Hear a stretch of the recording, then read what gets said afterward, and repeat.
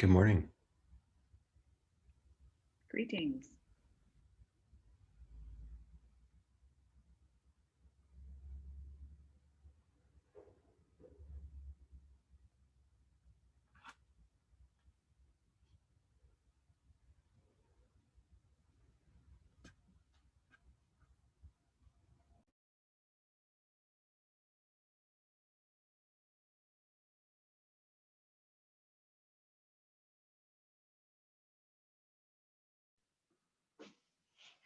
Hey, everybody. Hey, Paul. How's it going? It's going well. Hope everybody that had some time off last week had a good, safe break. And we'll get started in maybe a couple minutes. Awesome.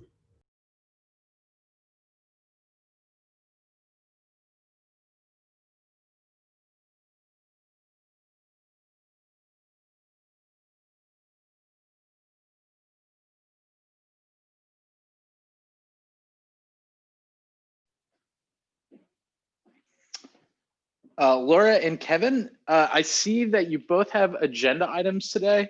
I suspect that Kevin's is probably the longer one. Kevin, would you mind if Laura went first? So we could knock hers out and avoid starving her for time. Mm-hmm. Cool. Awesome, thanks. Okay. We'll give it just a minute more for folks to to come in, and then we'll get started.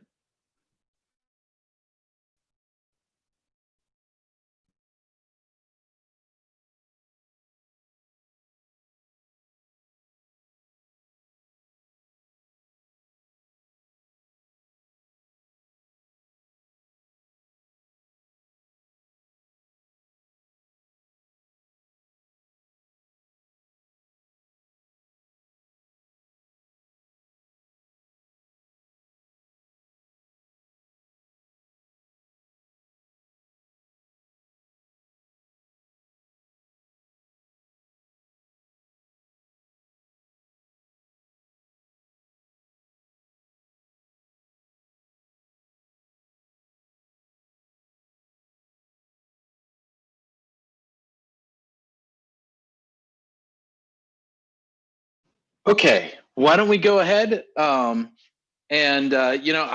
realized posting recordings the other day that I have stopped doing an introduction. So we're going to do an introduction, and here it is. Welcome everybody to December 1st meeting of Kubernetes SIG Multicluster. First up is Laura with KEP about cluster ID. Thank you, Paul. Let me turn on my face a little bit to say hi. So my name is Laura. I'm actually kind of new to this group. I'm also new to Google just a couple months ago and hoping to get a little bit more involved in the SIG. So I'm trying to help shepherd the cluster ID proposal that Jeremy has been working on more through the formal process here. So I opened a pull request for the KEP. So I really appreciate if people can take a look at it as it is like formally over there now, as opposed to in the doc. I think the particular things I want to highlight from the conversations that I've been a fly on the wall for the past couple of weeks. I've basically stripped out everything relating to signing or verification in the version that I put in the pull request to kind of keep it as minimal to kind of like the stuff that I think we can mostly agree on at the beginning, and then try and add that stuff in later. So I pulled out the verification user story and the field in the cluster claim for signature, and anything referring to whether claims are signed by, may or may not be signed by an authority. So if you disagree with that or do agree with it, I guess let me know. And then I think the only other, besides just generally looking for any other comments to be moved over to that pull request, if there's anybody else who thinks they need to be, or somebody who needs to be an approver on this KEP. So I'm new to Kubernetes governance myself, but approver being the people who actually get to choose whether the KEP is done or not, then please let me know right now. Paul, you're you're winning that. But yeah, just let me know if there should be somebody else there. And it's nice to actually say hi to everybody here in the SIG. So nice meeting you and hope to be working with you all. Well, thank you very much for opening the PR, Laura, and very glad to have you. Welcome. Cool, thanks. There's a comma in there that didn't sound. I got it, yeah. Yeah, there we go. I'm with you. All right. Thanks again. And I'll give it a pass through in next day or two. All right, thanks a lot. Kevin, are you ready? Yes. Hello, can you hear me? I can hear you. Take it away. All right. So looks like the desktop is not quite stable. I have a standby laptop, so maybe I will switch if disconnected. Can I share my screen? I am working to make sure that you can share your screen presently. Mm-hmm. Looks like I get the access to share it. Well, this is odd. I am signed in as the host, and yet I cannot allow you to share your screen. How odd. All right, so I tell you what, send the here's link. what I will do is I will sign in. I will drop right off this and I'll be right back. I think I signed in the wrong way. Back in a moment. Mm-hmm.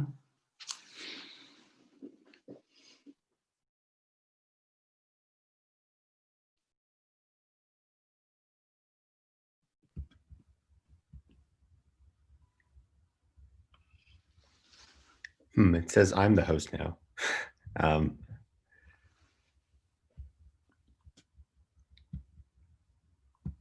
Okay, let's try this again.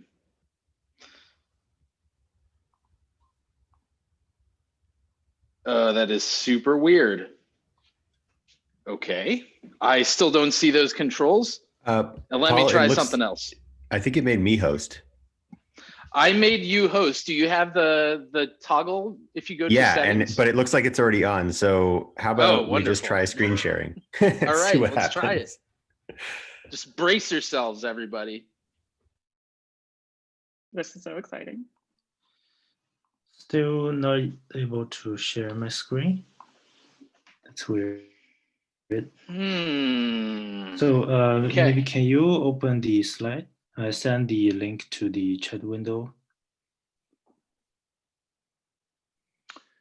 I'm going to sign in from another machine and see if I can enable it. So you don't have the control lit up to see it or to share?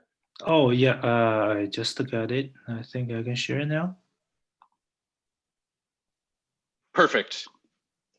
All right, so looks like it's sharing. So a little bit about myself before going through these slides. So I'm Kevin Wang, currently leading the cloud native open source team at Huawei, and I actually started working on Kubernetes back to 2015, and I had a long period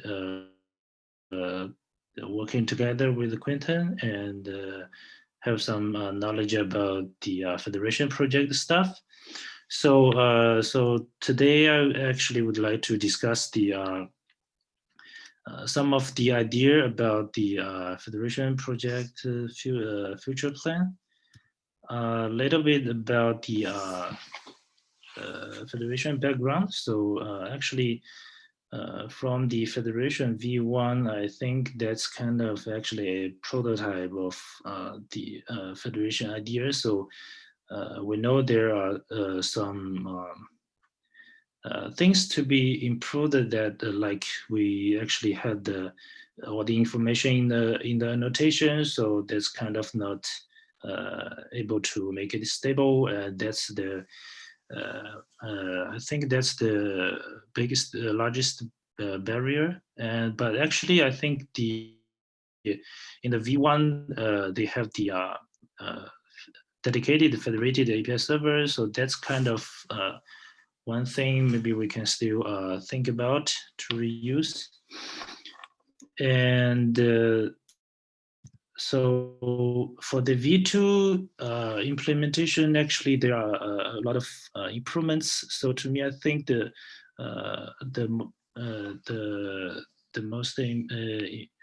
best improvement are the modular design, and also we have the dedicated placement and override API structure. But to a user perspective, it's actually still a coupled API or embedded API. So it means that we have the template placement and override inside one API object, right? The federated types.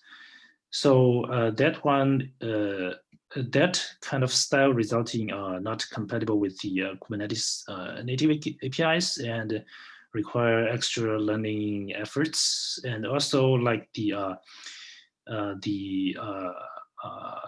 tooling integration is not able to directly adopt on federation because the API is different. And also, it's actually a one-to-one mapping of the federated API and the actual workload or Kubernetes API. So every time a user want to create a federated, for example, federated deployment, they still need to fill up a lot of fields. So that one is kind of not quite easy to use. And also the V2 is actually trying to provide building blocks, but users still need a lot of customization. So that's kind of also one barrier that slows down the adoption. So, and we actually tried to offer KubeFed V2 for our customers during past years and get some feedback from them. One feedback is that the users are kind of have the concern about vendor lock-in because the Federation V2 seems not that popular as we expected. And also it still needs some in-house customization to make it a end-to-end solution. So they are kind of worried about it's being wasted in the future. So so the idea is that maybe we can try to simplify that and also provide some built-in best practice to make it easier for the users to start trying instead of doing a lot of customization before really try out the functionalities. And actually, so in the early days about moving from V1 to V2, we actually had a discussion about the API design, whether to provide coupled API and the decoupled API. So coupled API means actually just what we are using today in the V2. It's embedding the template and also the placement and the override inside one API type, right? So the decoupled means that we can actually still try to attach to the vanilla Kubernetes API objects, but have the federate specific information stored in other API objects. So also regarding the feedbacks and our experiences on the Federation V1 and the V2. So now we're actually thinking about try to implement the decoupled API way. So with this, we can use Kubernetes API to define the federated application template. So that would be very helpful to for integrating the existing tools that already adopt onto Kubernetes. And also we can have a standalone policy or placement API to define the spreading requirements. It means how to spread or propagate the federated applications.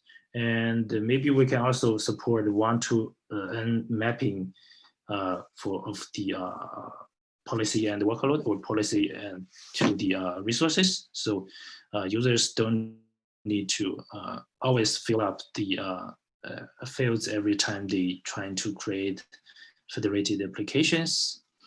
And we can also provide some default policies, so users can just interact with Kubernetes API to create federated applications. So that may be very helpful to bring the experience that very similar to the day they're just using a single Kubernetes cluster. And also for the override requirements, we think that are actually very relevant to the actual cluster the resources are going to. So for example, we may have different image registry in different environment. So we may need to change the image prefix before when the resource going, for example, a pod going to a different network cluster region. And also maybe the storage class may be provider specific. So we need also to change the storage class when the pod going to the different cluster provided by different cloud provider. And also actually thinking about the federation functionality today, we actually think that we may still need to provide some extra functionalities to make to provide a full-featured landscape for the multi-cluster application automation. But I think that actually a lot of functionalities we can just integrate with the some of the other open source projects today in the ecosystem. So like the multi-cluster networking, there are already some projects, and the monitoring, observation, the Prometheus, and also like Thanos, they have some offering already. So for the API management, maybe I just highlight the cursor.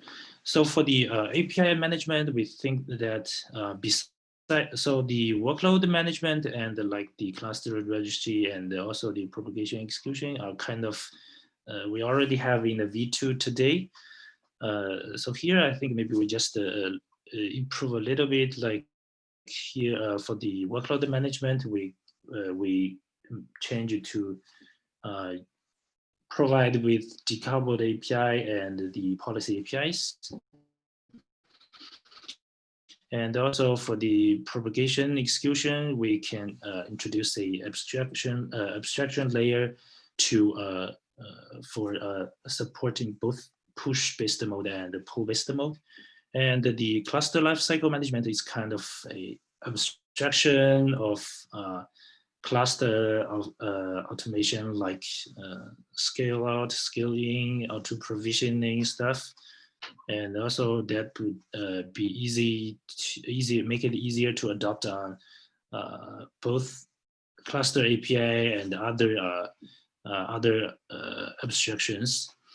And also for the unified API endpoint, it's kind of providing equivalent functionality about the one thing we discussed the early days, the federated read-only APIs. So actually, it's kind of a gateway routing the request to a specific cluster that the user wants to access.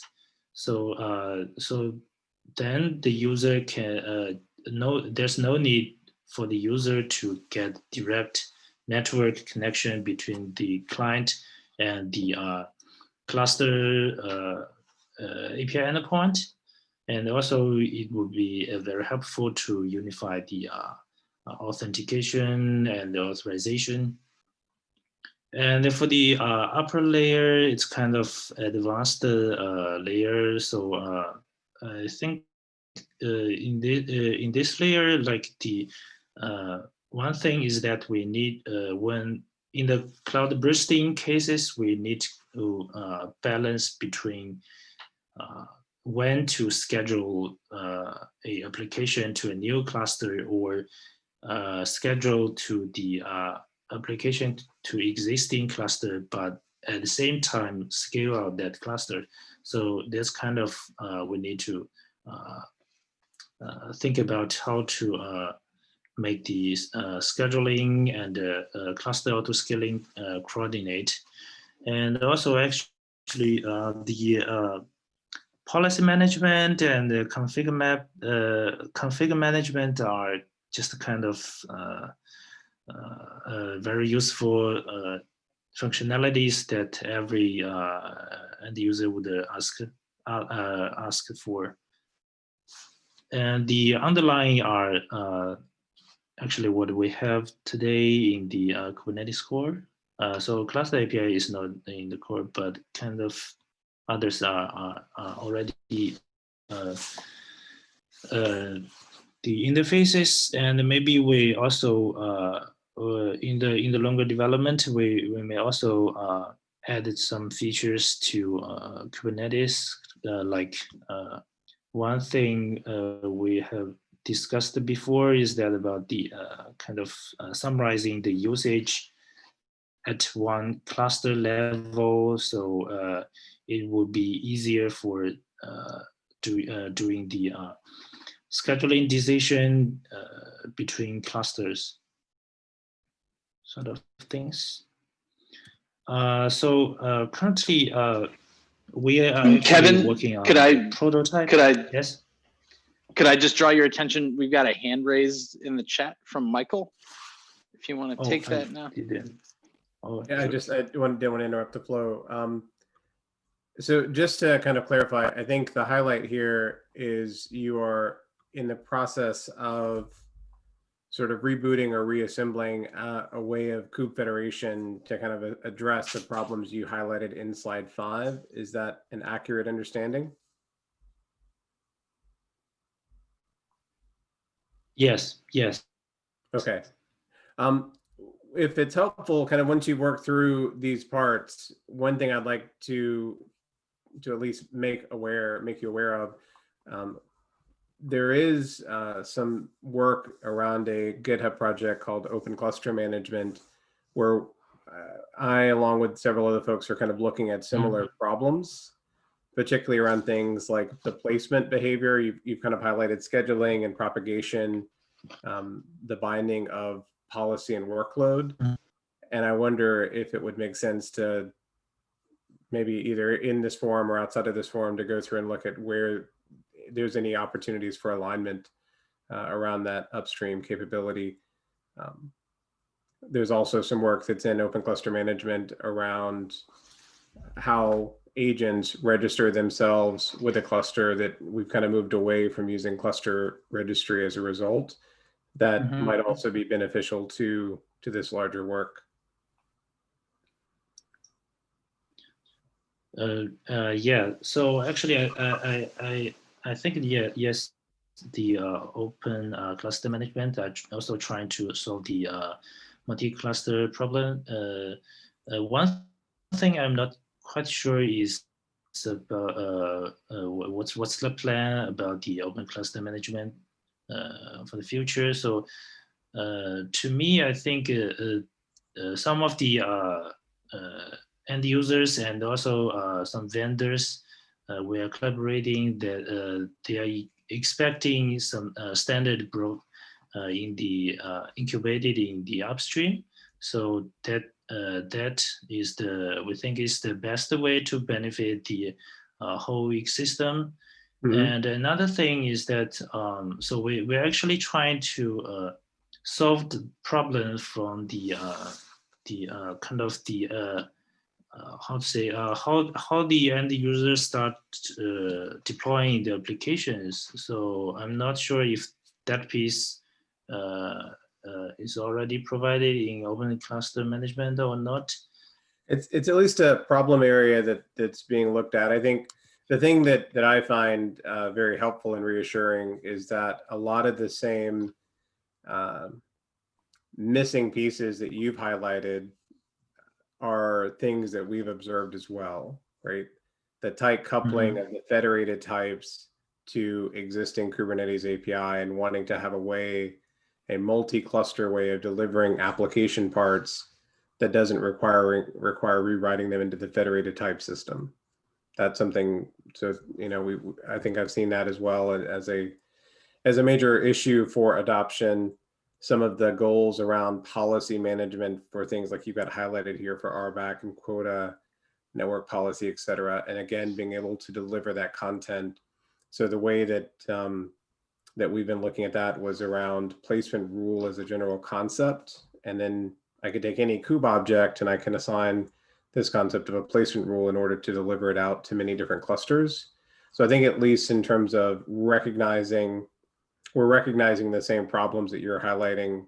And I think looking at what, you know, could be contributed even further upstream, but definitely Open Cluster Management is at least an open playground for working through some of these concepts that we are trying to build out and engage others in as well.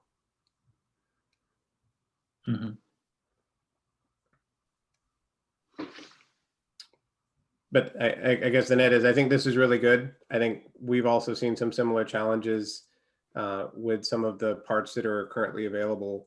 And I think it'd be a good opportunity if you're interested to kind of dive into where there's alignment here, and also maybe figuring out where there's differences would be useful as well. All right, so I just go on to introduce more about details, what we are currently trying to do. So here is actually one of the prototype we are working on. So so for the on the left, it's kind of the architecture, and on the right are from the concept perspective. So so we are actually kind of taking the V1 and also V2 into consideration, and so so currently we think we need a dedicated API server for the federation layer, because we want to actually interact with Kubernetes native API, vanilla Kubernetes APIs. And also in that case, we are actually, we don't want the vanilla deployment controller working, because it's actually different action after we received the manifest. So here in the control federated control plan, so the command here is just kind of the name of our prototype.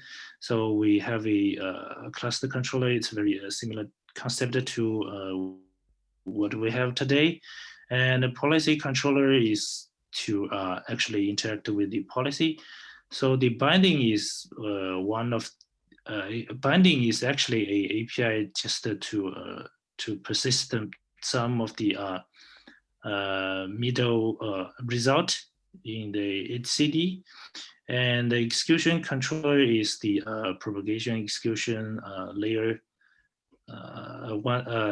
implementation. So this one is a push-based one. So for the pull-based one, we can just have agent in the member cluster to do that. All right. So so actually, there's not much new in the from the architecture perspective. From the concept perspective, so on the right are the vanilla Kubernetes APIs that users can just either use Kubectl to create. And so our kind of assumption is that maybe in one organization, the admin can set up a resource pool that have many member clusters, and they have the one federation control plan, federated control plan, and they can assign different namespaces to different business teams, so they can create applications. And also either admin or the team members, they can create policies. So the policies can be kind of general to able to affect a set of Kubernetes resources to propagate them in kind of similar format. So we are also actually using the workload API to store to actually mirror between the actual resource in the member cluster and the federated control plan. So the execution space here is actually it's actually a namespace, but it's just for storing the member cluster specific thing. So we give it another name. And in the real world use case, actually, the admin can give the read access of the member cluster API to all the business teams. So the business teams, they can check how many member clusters they can use, and also maybe check the resource availabilities and customize their application location from the federation level. So this one is actually a API workflow. So either the user can create the propagation policy first, or they can create the Kubernetes resources first. So the propagation policy controller will create the propagation binding. It's kind of a object for internal processing. So the scheduler will fill up the clusters. So actually assign the resources to clusters, and also the binding controllers will create the work accordingly. So it's kind of actually expanding the policy according to the workload, the Kubernetes resources that match, and creates the binding. And also in the propagation binding, there are a set of assigned member clusters. So the binding controller will expand according to that. So the propagation work will actually it's stored by member cluster level. So either the execution controller or the agent in the member clusters can take that and create the resources in the member clusters. And also the status collection way is kind of symmetric from the right to the left.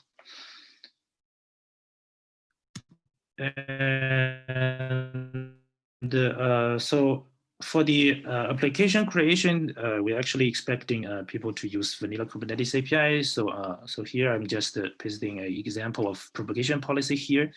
So so actually in this pink box, it's a resource selector able to match a set of API objects. So user can either just fill up like API version and the kind to match all kind of resources, or they can enumerate some of the names, or use label selector or field selector to match the kind of subset of the resources they want to spread across the clusters. The association here is actually an advanced feature, like whether take all the matching resources as one concept application. So because in the real world use case, people actually may build application concept in or service concept in their system, but in our project, in our prototype, we can't assume what kind of higher level abstraction they define. So we are still providing the Kubernetes primitives. So association here is to kind of reflect the higher level abstraction to take all the matching resource together as one kind of bundle. So schedule them to the same set of member clusters. And the yellow box here is actually the more about the scheduling stuff. So cluster affinity is used to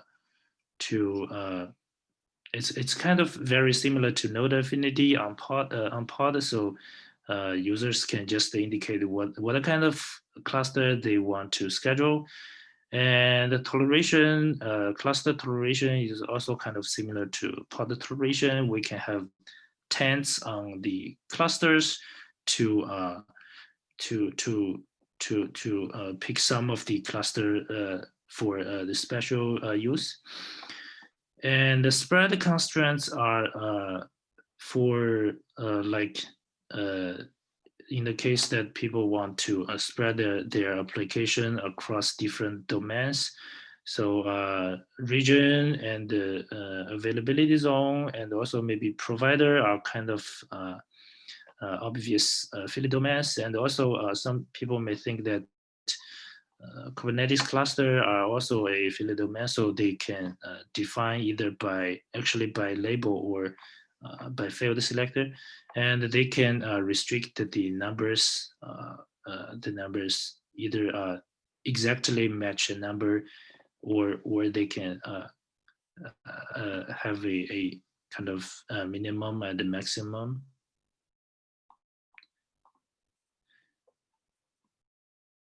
Oh, the question: do you have to create a deployment in the management cluster before it can be propagated? Yes. So actually, the propagation and policy API is kind of a kind of API to help propagate the vanilla Kubernetes resources. So users still need to like submit deployment YAML. But so the idea here is actually, so maybe if the user can create a general policy API, so they don't need to set up the propagation policy every time, and they can just frequently create deployment. So it's kind of similar experience. They are using a single cluster.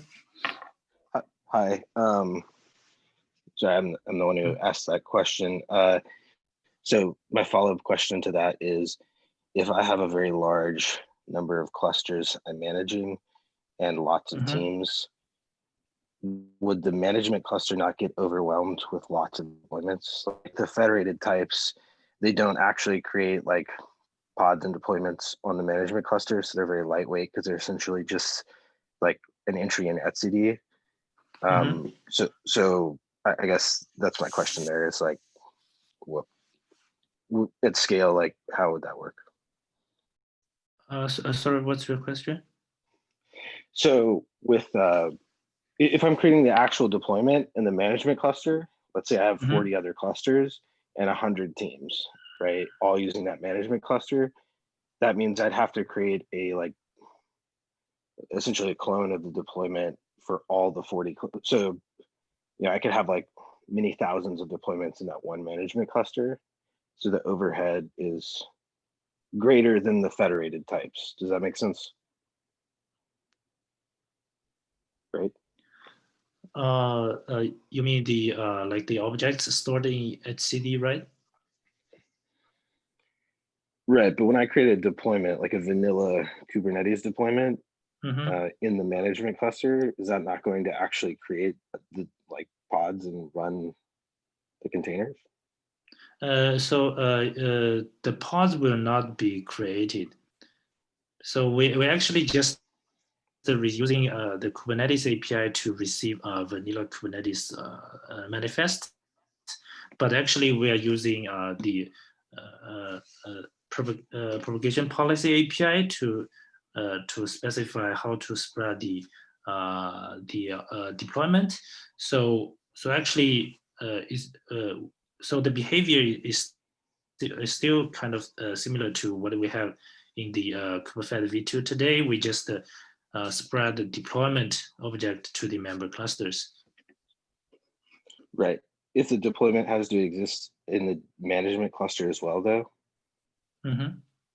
does it not create the like? Does deployment not run in the management cluster? It just exists. So creating a deployment in the management cluster or in the federated layer is just actually have a entry there. The actual kind of instance or part of the deployment are studied in the member cluster. So I understood the architecture to be that the management cluster is maybe cluster isn't quite the right word for it. I imagined it as an API server, the normal Kube API server running, and extension API server because it supports CRDs, right? Running in a pod, and the normal controller manager not running, and instead only the K Armada or Karmada. I didn't catch how you like to pronounce the name, but only the controllers for the scheduling and filling out defaults and computing work to be running in the thing called the management cluster, if that makes sense. So maybe cluster not being the right word because it's not a normal cluster. It's an API endpoint and it has some different controllers running, but that's how I understood it. Is that correct, Kevin? Right. So yeah, actually the management cluster here is not accurate. So here is actually just a it's kind of federated control plane. Here is more accurate. So yeah. So here is just a API endpoint, and we have the Kamada controllers to interact with the APIs. Yeah, so the resource selector, where, like, what is it pointing to resources on the cluster that Karmada is running on? So actually, so it's like this. The user, like you can set the kube config to point to this API endpoint and create vanilla deployment object here, and also create the create the vanilla Kubernetes deployment here, and also create the propagation policy here, and then the policy controller and the binding controller and the execution controller will spread according the policy definitions and the resource definitions to the to have the resources in the member clusters.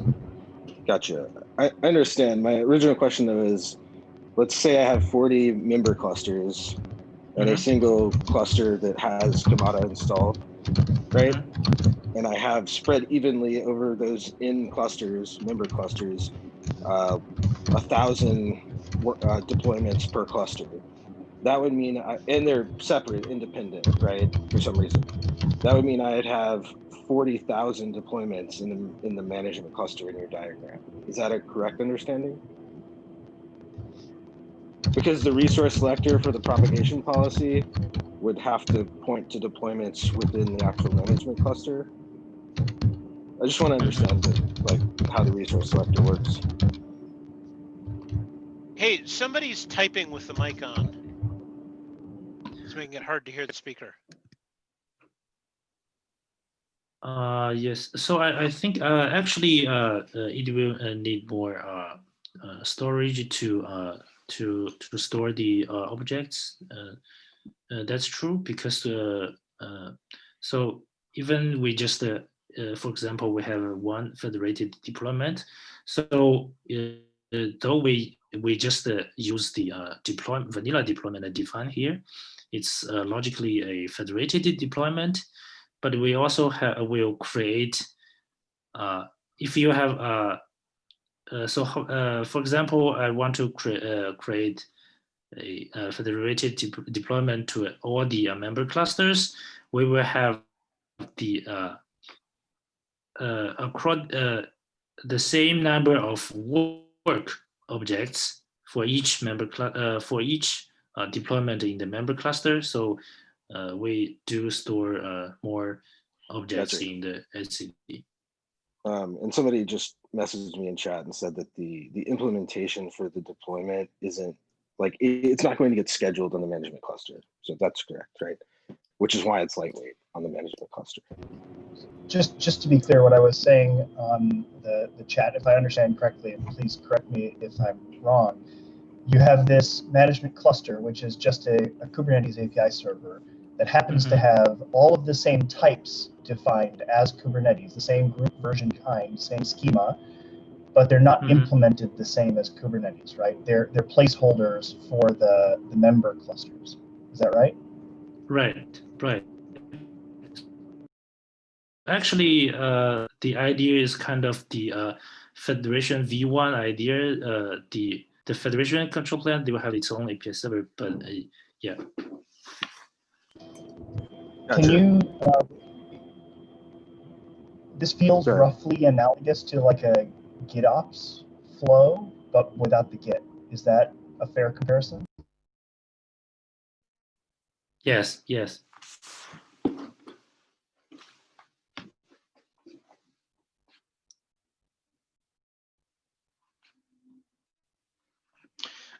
Just responding to a comment about potential benefits of this approach. The thesis that I'm hearing is that the benefit of using an API server with a different implementation behind the types is that it's more compatible with existing tooling, existing artifacts like Helm charts, or your favorite package format here, and does not have the like translation or transformation need that was present in kubefed v2. Is that accurate? Yes.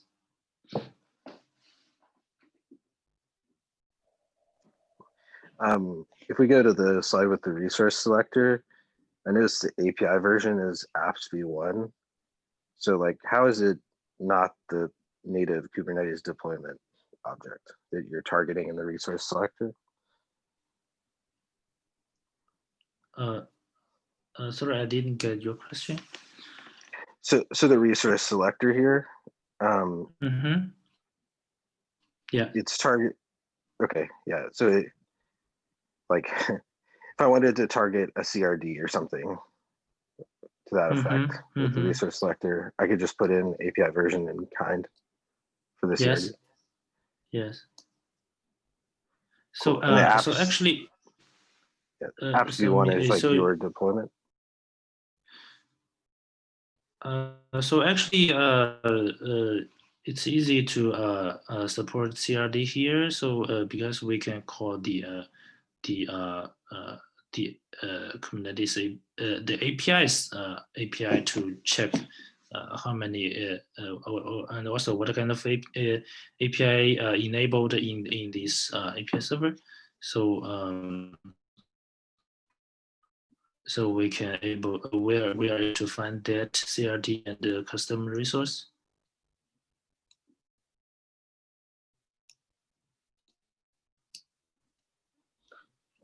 Yeah, so that makes sense with the resource selector. I'm just wondering, like, so are you just like making copies of all the native Kubernetes resource types, like core types, and just keeping track of those in like your own CRDs?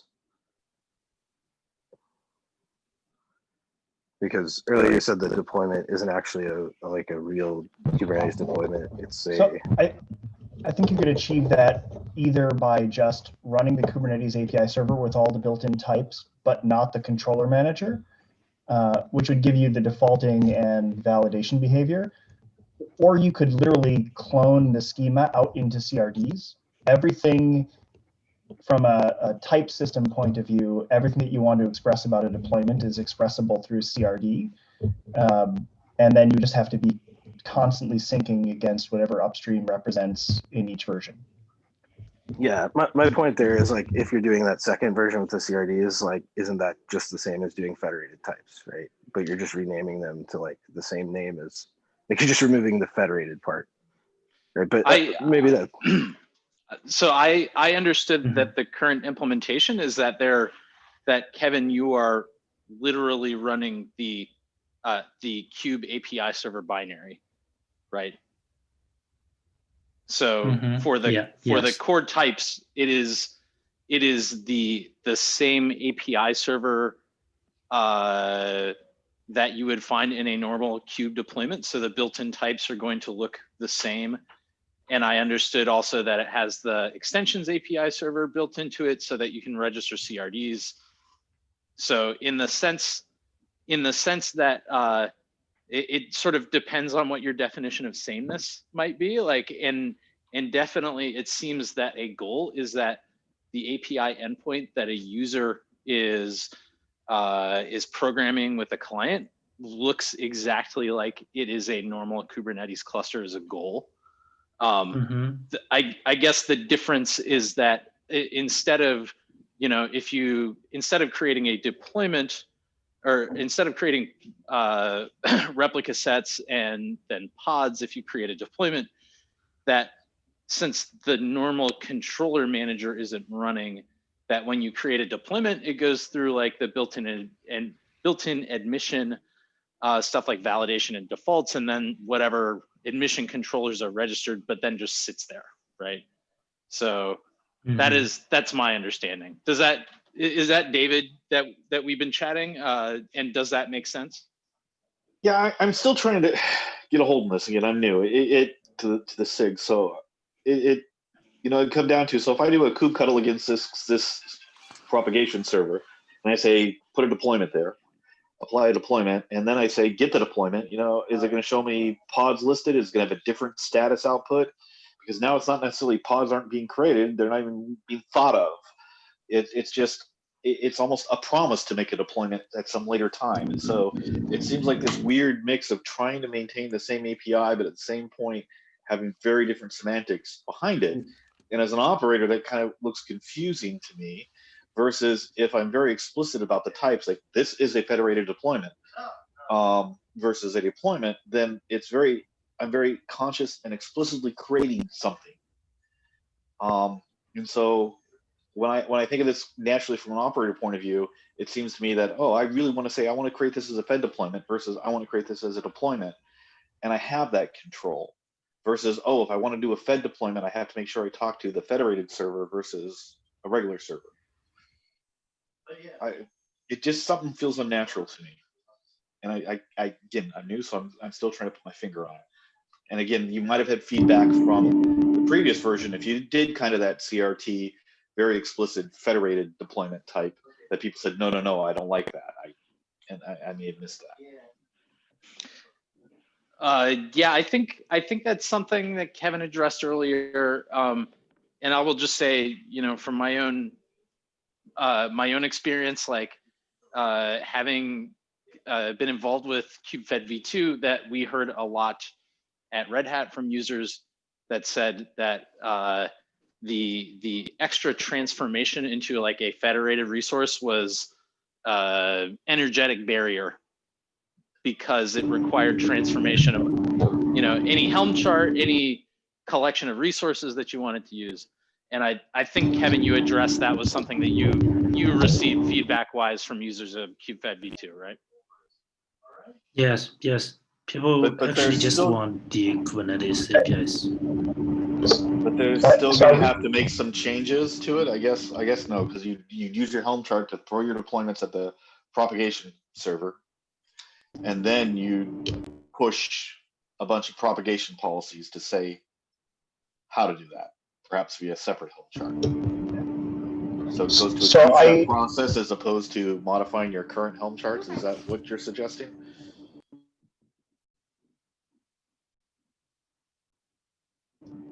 So I like the idea of separating the selection and specialization from the core resource.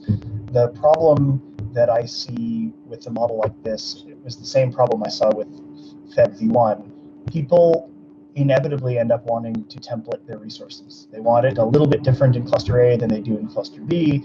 And as we've seen with Helm, in the limit, every field of every sub-resource or every substructure becomes parameterizable, and then the entire thing becomes a parameter. And the Kubernetes API server doesn't lend itself well to in-place substitutions because it's not stored as text, right? An int field is stored as an int, and you can't insert a parameter tag as a string where it's expected to be an int unless you thunk everything down into text, and you have no level of validation.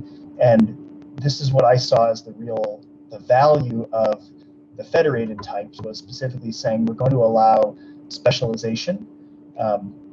This is where you see like Helm, is so wildly popular, is because people can template it, and other solutions like Kustomize take the templates and they say templates, specialization is cool and all, but separate the specialization from the base resource. And that's easy to do because it's files, which are just text. So I'm curious to see how those problems will be dealt with in this model. I don't think it's per se wrong. I just think that the problems aren't it.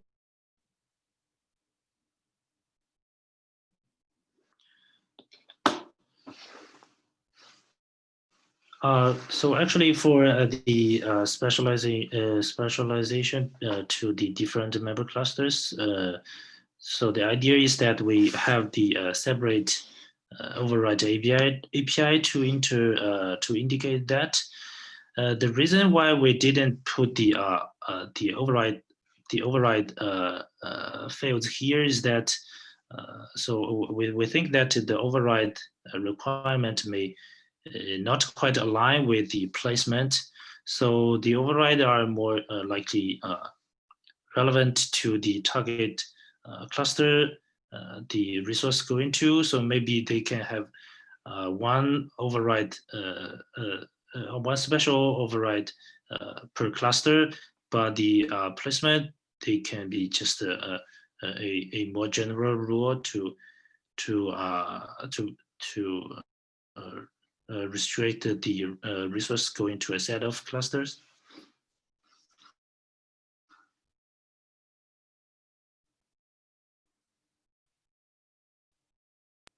I'm sorry, I feel like I missed something there. How would I change if I have a deployment and I want more replicas in cluster A and less replicas in cluster B? So actually, people will need to use the override API to do that. So you can, but the deployment is kind of special because it's kind of need scheduling the different number of replica takes different takes different resources, right? So we kind of need scheduling mechanism. But actually, if for example, if people want different image, the container image in cluster A and cluster B, so people can actually just set a override policy, also override or override a rule to say that any deployment going to the cluster A if the image field matches a specific pattern, I will just override the image field. And also we can have a similar rule on the cluster B. Is that text substitute, like, sorry, do you have an example of this override API? Like, does it work on any field? Can I override anything in the entire resource, or is it highly opinionated? Yeah, so our idea is to make it able to override any field in the object. But the API, the override API, we not yet finished the design. So we're actually also thinking about maybe we need kind of plugin mechanism for the matching and also the overriding, because like if people want to match a certain prefix of image, it's kind of very different to matching just the labels. And also the overriding may be a little bit different. But the overall idea is that we want to make it able to match and override all the fields.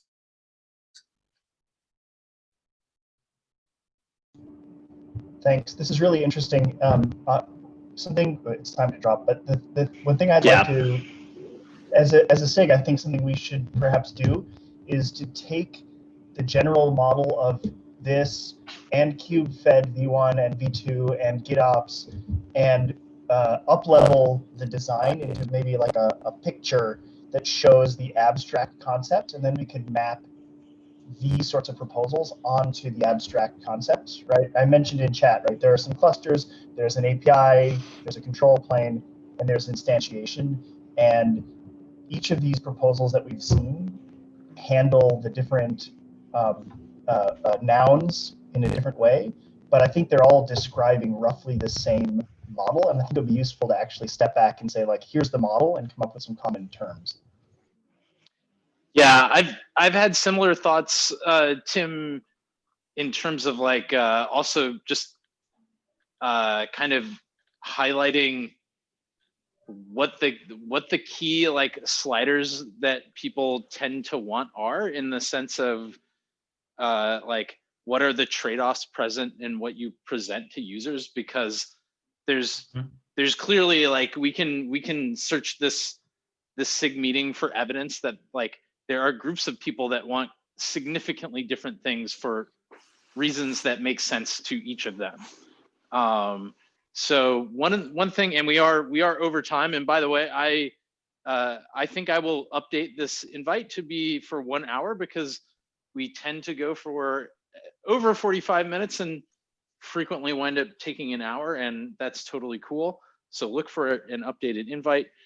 Kevin, one thought that I had while you were presenting this is that I think if you could show us a demo, that I think it would help help some folks get oriented in terms of exactly like what does the management cluster, if you can hear my air quotes, what does that actually look like?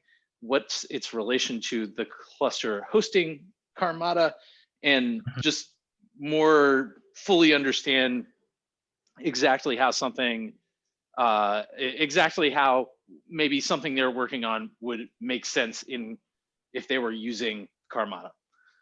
So is maybe sometime in the next week or two good to do a demo? Yeah, yes. Okay. Great. Well, thanks a lot, everybody, for attending today, and thanks for to Kevin and Laura for presenting, and we'll see you next week. Thank you. All right. Have a great day, everybody. See ya. Bye. Thanks. Bye.